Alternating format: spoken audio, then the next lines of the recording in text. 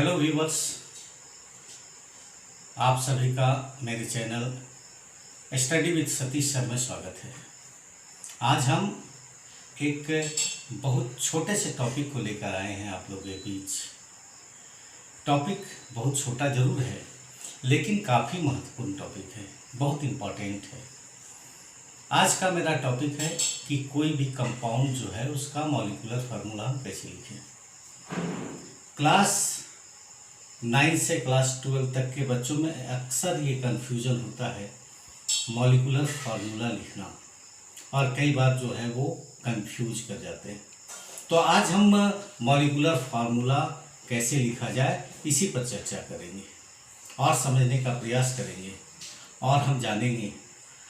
मुझे विश्वास है कि अगर ये वीडियो आप लास्ट तक देखिएगा तो इनऑर्गेनिक कंपाउंड्स जो है अकार्बनिक यौगिकों का मॉलिक्यूलर फार्मूला कैसे लिखा जाता है ये हम लोग समझ जाएंगे और फिर गलतियां नहीं होंगी। तो मॉलिक्यूलर फार्मूला, जिसको कि हिंदी में अनुसूत्र कहते हैं, कोई भी कंपाउंड जिसे कि हिंदी में यौगिक कहते हैं, हर यौगिक का अपना अलग एक मॉलिक्यूलर फार्मूला होता है। जिस तरह से एटम का सिंबल होता है उसी तरह से यौगिक जो है उसका अपना मॉलिक्यूलर फार्मूला है। जैसे हम लोग पहले पढ़ चुके हैं, वाटर है तो H2O, कार्बन डाइऑक्साइड CO2।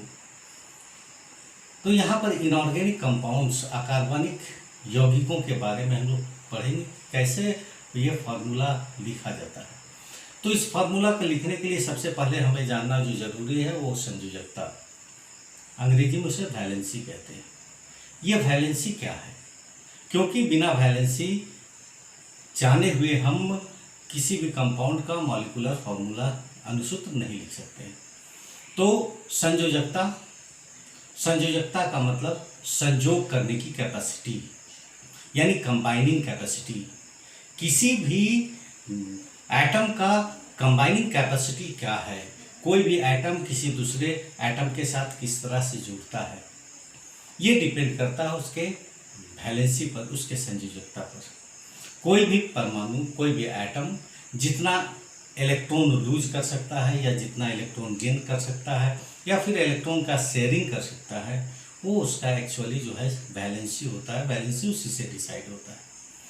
और अब ये प्रश्न ये उठता है कि ऐसा होता क्यों है। तो एटम स्टेबिलिटी को गेन करने के लिए वो या तो इलेक्ट्रॉन लूज करता है या इलेक्ट्रॉन गेन करता है, यानी इलेक्ट्रॉन का या तो त्याग करता है या इलेक्ट्रॉन ग्रहण करता है या इलेक्ट्रॉन की साझेदारी करता है। तो हम लोग सबसे पहले वैलेंसी जो है, वैलेंसी का हम डिफिनीशन देखेंगे, वैलेंसी एक्चुअली है क्या, और विभिन्न परमाणु और आयन, एटम्स और आयन का हम पहले वैलेंसी देखेंगे। जब अगर वैलेंसी हमें याद रहेगा, याद करना पड़ेगा, जब वैलेंसी याद रहेगा तभी हम किसी भी यौगिक का मॉलिक्यूलर फार्मूला जो है वो सही सही लिख सकते हैं। तो आइए सबसे पहले संयोजकता यानी वैलेंसी। वैलेंसी का मतलब परमाणु की संयोजन क्षमता यानी जोड़ने की क्षमता। संयोजकता वह संख्या है जो प्रदर्शित करता है कि कोई परमाणु कितने इलेक्ट्रॉन प्राप्त कर सकता है या त्याग सकता है या साझा कर सकता है। यहाँ पर एक चीज़ और ध्यान रखने की बात है कि यहाँ दो स्थिति है कि इलेक्ट्रॉन या तो एटम इलेक्ट्रॉन लूज करेगा, त्याग करेगा या इलेक्ट्रॉन ग्रहण करेगा। तो उसके आधार पर संयोजकता तय होता है। सामान्यतः क्या है कि हम लोग जब पिछले वीडियो में हम लोग इलेक्ट्रॉनिक कॉन्फ़िगरेशन देखे तो जो बाहरी कक्षा का इलेक्ट्रॉन है, संयोजी इलेक्ट्रॉन, जिसको कि अंग्रेजी में वैलेंस इलेक्ट्रॉन कहते हैं, वहाँ से डिसाइड होता है कि किसी भी एटम का वैलेंसी क्या होगा। हम लोग किसी दूसरे वीडियो में वैलेंसी पर डिटेल से जो है वो डिस्कशन करेंगे। यहाँ पर केवल हम ये जान लेंगे कि जो वैलेंसी जो है वो वैलेंसी या तो प्लस में होता है या तो माइनस में होता है। तो ये प्लस और माइनस में क्यों होता है? जब कोई भी एटम या आयन इलेक्ट्रॉन लूज करता है, इलेक्ट्रॉन का त्याग करता है, तो उसका वैलेंसी जो होगा वो प्लस में होगा, और जो इलेक्ट्रॉन ग्रहण करता है उसका वैलेंसी माइनस में होगा। एक्चुअली जितने भी विद्युत धनात्मक होते हैं, इलेक्ट्रोपॉजिटिव होते हैं, उसका वैलेंसी प्लस में, और इलेक्ट्रोनेगेटिव होते हैं उसकी वैलेंसी माइनस में होती है। तो यहाँ पर हम देखते हैं कि इलेक्ट्रॉन त्याग करने पर संयोजकता प्लस में होगा और इलेक्ट्रॉन ग्रहण करने पर संयोजकता माइनस में होगा।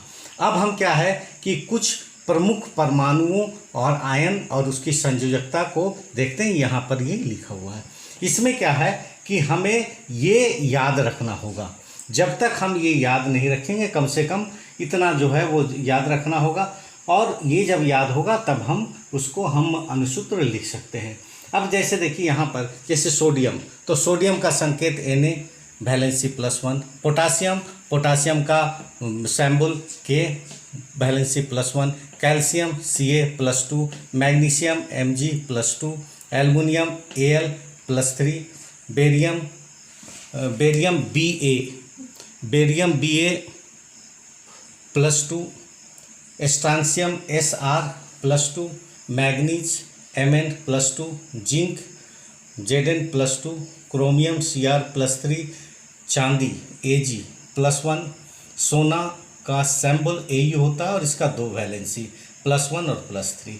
तांबा का सिंबल Cu, इसका भी 2 वैलेंसी +1 और +2। इसके अलावा हम लोग लोहा का वैलेंसी +2 और +3। पारा का +1 +2। लेड जिसको शीशा भी कहते हैं, सिंबल होगा Pb। पारा का सिंबल Hg। तो लेड का Pb valency +2 +4। Tin Sn valency +2 +4। इसके अलावा एक आयन यहाँ पर जो है अमोनियम आयन का NH4 होता है, इसका वैलेंसी जो है वो +1। ऐसे NH4+ हम लोग कहते हैं, लेकिन चूँकि हम यहाँ वैलेंसी के टर्म में यहाँ पर लिख रहे हैं, तो ये सभी जो है कम से कम इतना जो है पॉजिटिव वैलेंसी जो है हमें याद रखना होगा। अब नेगेटिव वैलेंसी पर जो है वो देखते हैं। यहाँ पर क्या है, जैसे कार्बोनेट CO3, यहाँ पर -2। Bicarbonate HCO3। कार्बोनेट में केवल हाइड्रोजन अगर पहले जुट गया तो वो बाइकार्बोनेट हो गया, वैलेंसी 1 घट जाता है, -1 हो गया। इसको बाइकार्बोनेट या हाइड्रोजन कार्बोनेट भी कहते हैं, HCO3। सल्फेट SO4 का वैलेंसी -2। बाईसल्फेट HSO4, इसको हाइड्रोजन सल्फेट भी कहते हैं, उसी तरह से वैलेंसी 1 कम हुआ।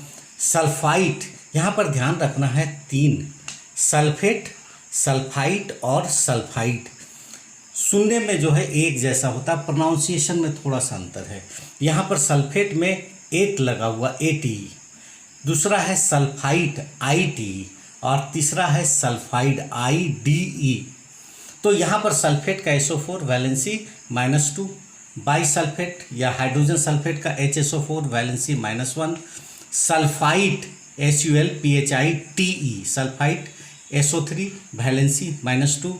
बाईसल्फाइट या हाइड्रोजन सल्फाइड का HSO3 वैलेंसी -1।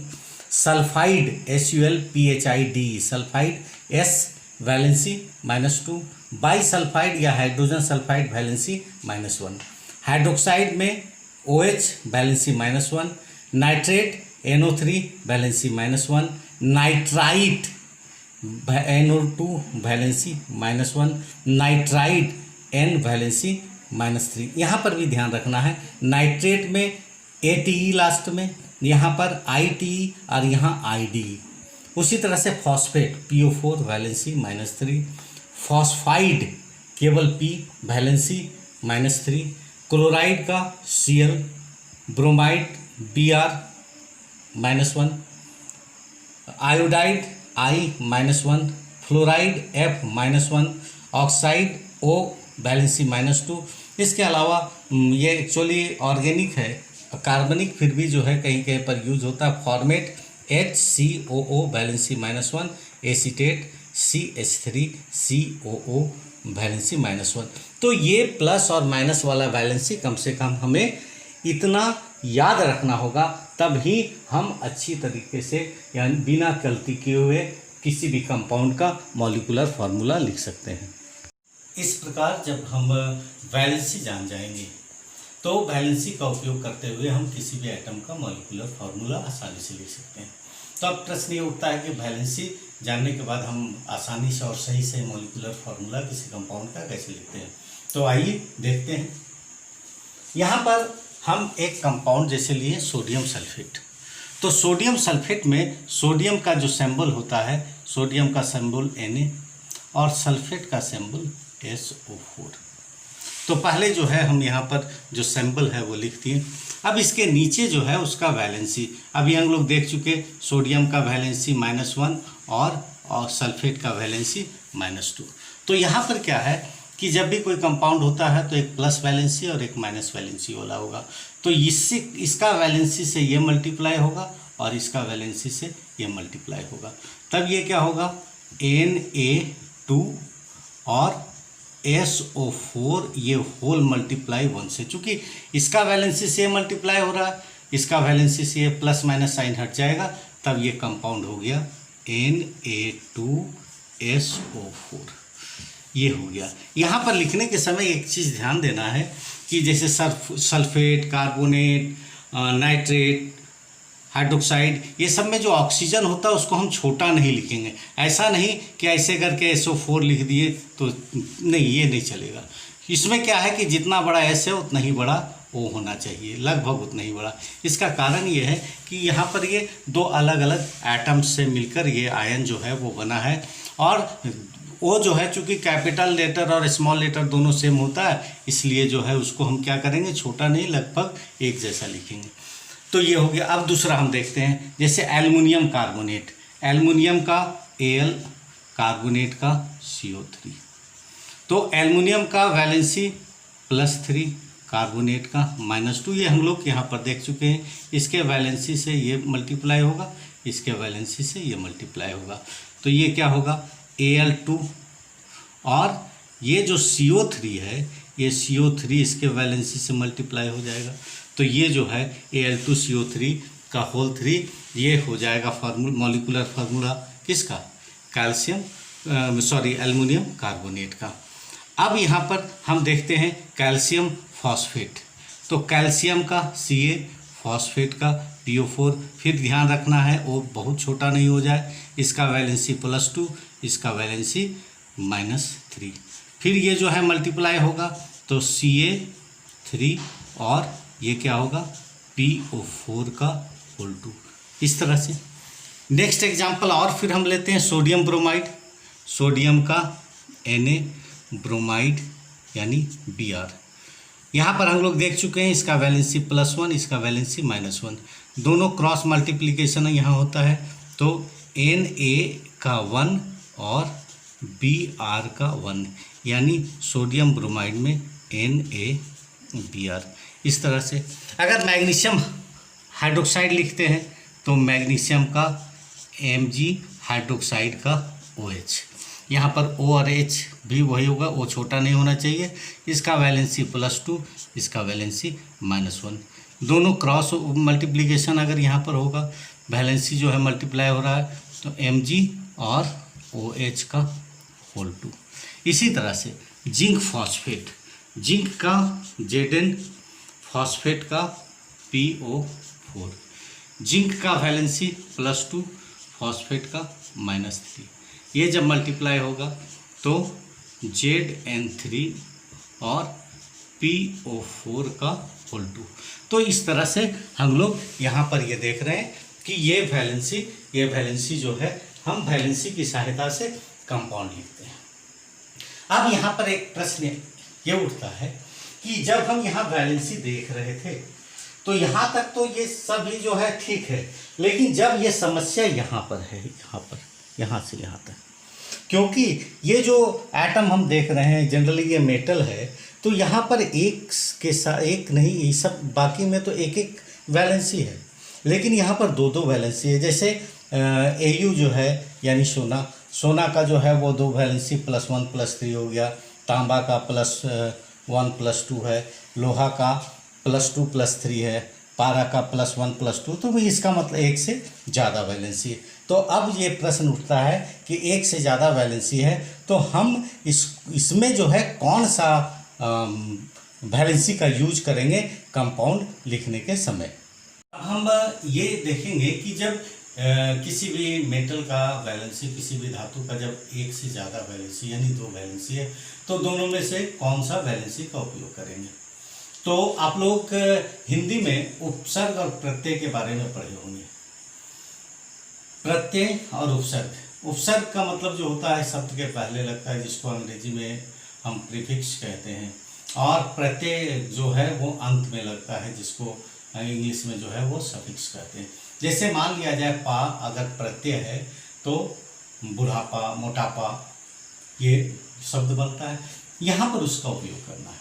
क्योंकि जब हम किसी भी कंपाउंड का प्रोनाउंसिएशन करते हैं, किसी भी कंपाउंड का उच्चारण करते हैं, तो जहाँ पर जब एक जिस मेटल का या जिस एटम का दो वैलेंसी हो, वहाँ पर इस चीज़ में है कि उसका उस मेटल्स का जो कंपाउंड है उसके प्रोनाउंसिएशन पर, उसके उच्चारण पर हमें ध्यान देना होगा।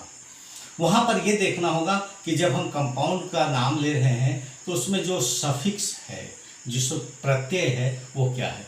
तो यहाँ जब हम नाम लेंगे तो दो तरह का जो है वो सफिक्स पर ध्यान देना होगा, प्रत्यय पर ध्यान देना होगा, एक अस और दूसरा इक। यानी जब भी कंपाउंड का हम प्रोनाउंसिएशन करेंगे, उच्चारण करेंगे, वैसी स्थिति में जहाँ दो वैलेंसी है तो एक ही कंपाउंड अस कंपाउंड होता है और एक इक कंपाउंड होता है।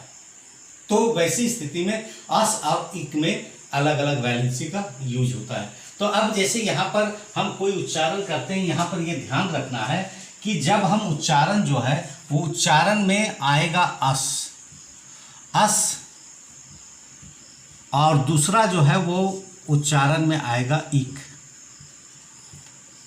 तो जब इस ये जो सफिक्स है, ये प्रत्यय को प्रोनाउंसिएशन में ध्यान रखना है।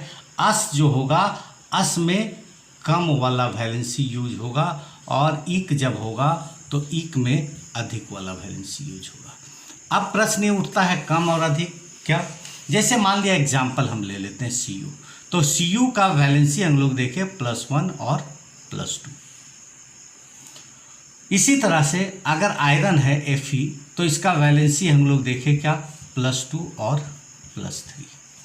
तो अब यहाँ पर कॉपर का या आयरन का या जिसका भी दो वैलेंसी होता है वो दो तरह का कंपाउंड बनाता है।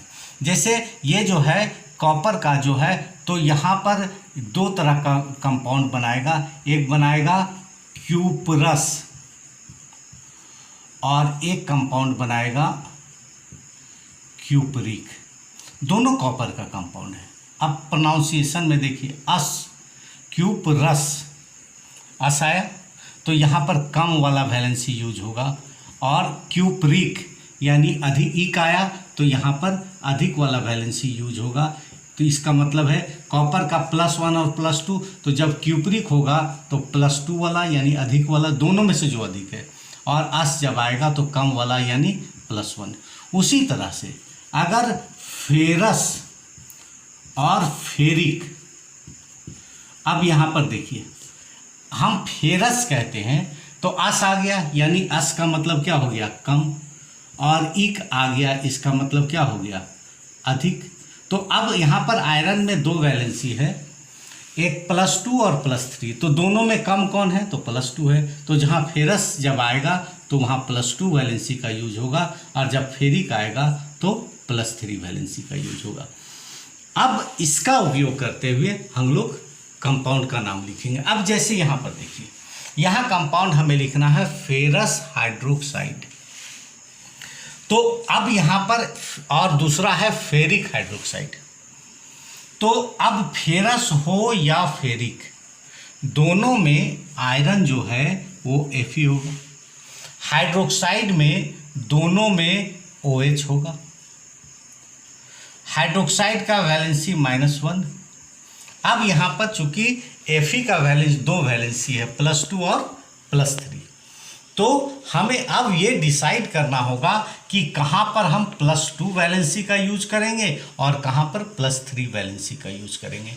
तो जब हम यहाँ पर देख रहे हैं प्रोनाउंसिएशन है, प्रोनाउंसिएशन में अस आता है, अस का मतलब कम, यानी +2 का यहाँ पर यूज होगा, और इक जो है यहाँ पर होगा। उसके बाकी वही जैसे पहले हम लोग देखें, वैलेंसी जो है वो क्रॉस जो है वो मल्टीप्लाई होगा, तो Fe जो है यहाँ पर क्या है, Fe 1 से मल्टीप्लाई होगा, और OH जो है 2 से, तो यहाँ पर ये कंपाउंड हो गया FeOH2, ये हो गया फेरस हाइड्रोक्साइड। फेरिक में क्या होगा, फेरिक में उसी तरह से Fe 1 से और OH जो है वो 3 से, तब ये हो गया OH होल 3, तो ये हो गया फेरिक हाइड्रोक्साइड। अब इसी तरह से अगर हम प्लम्बस अगर लेते हैं, प्लम्बस नाइट्रेट, प्लम्बस या लेड नाइट्रेट भी इसको जो है प्लम्बिक नाइट्रेट, और तो प्लम्बस या प्लम्बिक, एक्चुअली हम लोग लेड नाइट्रेट कह देते हैं प्लम्बस के लिए, लेकिन एक जो साइंस में केमिस्ट्री में जो वर्ड है वो लेड नाइट्रेट नाम का कोई कंपाउंड नहीं, या तो प्लम्बस होगा या तो प्लम्बिक। तो इसका जो है सिंबल होगा Pb, और नाइट्रेट का जो होगा वो क्या होगा NO3। यहाँ पर भी ये Pb और ये NO3। अब देखिए Pb का वैलेंसी जो है वो Pb का 2 वैलेंसी होता है, लेड का वैलेंसी 2 होता है, +2 और +4। फिर हमें वही चीज़ देखना होगा कि प्रोनाउंसिएशन में कहाँ पर जो है वो अस आता है प्रत्यय लास्ट में, और कहाँ पर इक आता है। तो अगर हम प्लम्बिक कह रहे हैं तो इक आ रहा है, इक का मतलब हो गया अधिक, यानी यहाँ पर जो है +4 वाला वैलेंसी यूज होगा, और प्लम्बस जो है वहाँ पर अस आता है यानी कम वाला वैलेंसी। नाइट्रेट का -1 और ये नाइट्रेट का -1, वैलेंसी यहाँ पर जो है वो ट्रांसफ़र मल्टीप्लाई होगा एक दूसरे से, तो क्या होगा Pb 1 से मल्टीप्लाई होगा, NO3 का होल 4, यानी ये कंपाउंड होगा PbNO3 का होल 4। यहाँ पर ये तब ये हो गया क्या प्लम्बिक नाइट्रेट। प्लम्बस नाइट्रेट में क्या होगा Pb 1 से मल्टीप्लाई हुआ, NO3 2 से, तो ये हो गया PbNO3 होल 2। अब इसी तरह से हम लोग एयूरस में क्या है Au, और एयूरिक और एयूरस, ठीक है। तो अब यहाँ पर देखिए सल्फेट जो है, सल्फेट का SO4, इसमें भी SO4। तो अब क्या है, अब यहाँ देखिए एयूरिक गोल्ड जो है, गोल्ड का 2 वैलेंसी +1 और +3। अब फिर उसी तरह से जब हम ये प्रोनाउंसिएशन करते हैं, उच्चारण करते हैं, तो क्या आता है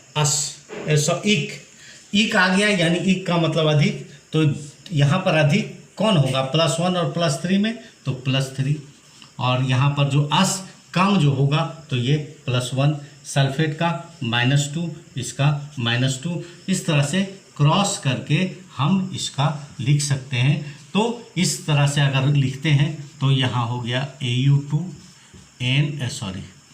SO4 का होल 3, यहाँ पर SO4 का होल 1, यानी Au2SO4।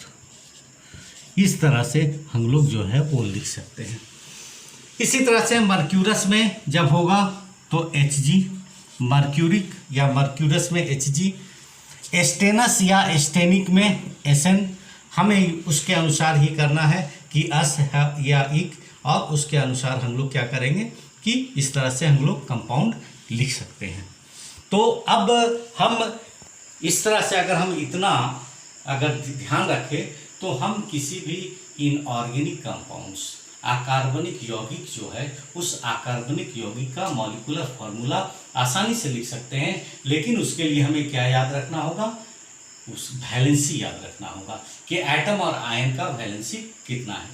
तो अगर हम एटम और आयन के वैलेंसी को अच्छा से याद कर लेंगे, अगर मुझे याद रहेगा, और प्रैक्टिस अगर हम करते हैं तो हम आसानी से लिख सकते हैं। आप लोग के प्रैक्टिस के लिए यहाँ पर कुछ क्वेश्चंस जो है हम आप लोग के लिए यहाँ दे रहे हैं, इसको प्रैक्टिस कीजिएगा।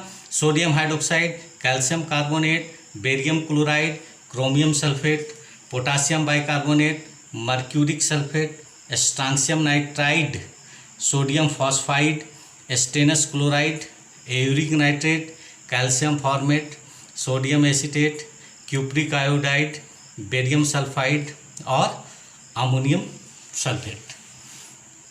अगर आप लोग को मॉलिक्यूलर फार्मूला लिखने में, अनुसूत्र लिखने में अगर कहीं कोई प्रॉब्लम होता है, किसी भी तरह का अगर कोई कन्फ्यूजन होता है, तो आप मेरे इस मोबाइल नंबर और व्हाट्सएप नंबर पर कभी भी कांटेक्ट कर सकते हैं। वो मेरा व्हाट्सएप और मोबाइल नंबर है 7979725253।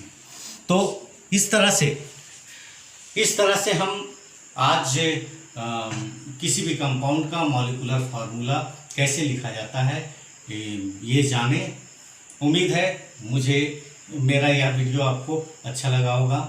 अगर मेरा वीडियो आपको अच्छा लगता है तो इसे लाइक, शेयर और सब्सक्राइब जरूर कीजिएगा। Thank you.